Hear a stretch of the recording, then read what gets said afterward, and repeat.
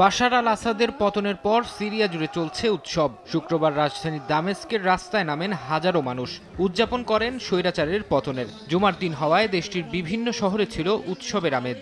Aleppo শহরের রাস্তায় পতাকা মিছিল করেন হাজারো সিরীয়।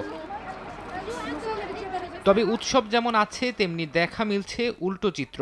তাহরির আল শাম সিরিয়ার ক্ষমতা গ্রহণের পর থেকে উদ্বেগ আর উৎকণ্ঠায় আছেন দেশটির শিয়া ও সংখ্যালঘু সম্প্রদায়ের মানুষ।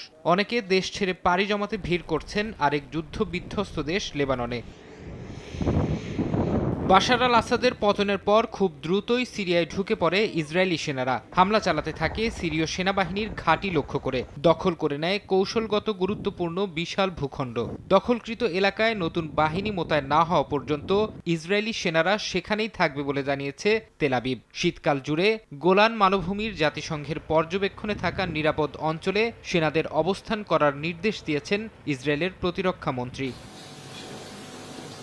মধ্যপ্রাচ্যে চলমান সংঘাত ইস্যুতে আলোচনায় তুরস্ক, ইরাক সহ কয়েকটি দেশ সফর করেছেন মার্কিন পররাষ্ট্রমন্ত্রী অ্যান্টনি ব্লিংকেন। শুক্রবার তুর্কি পররাষ্ট্রমন্ত্রীর সঙ্গে বৈঠকের পর যৌথ এক সংবাদ সম্মেলনে ব্লিংকেন বলেন, সিরিয়ায় আইএসের পুনরুদ্ধারের বিরুদ্ধে প্রচেষ্টা অব্যাহত রাখা হবে। এছাড়া দেশটিতে যুক্তরাষ্ট্র ও তুরস্ক সমর্থিত বিদ্রোহী গোষ্ঠীর মধ্যে সংঘাত বন্ধ নিয়েও দুজনের কথা হয়েছে বলে জানিয়েছে বার্তা সংস্থা রয়টার্স। ফরহাদ চৌধুরী, সময় সংবাদ।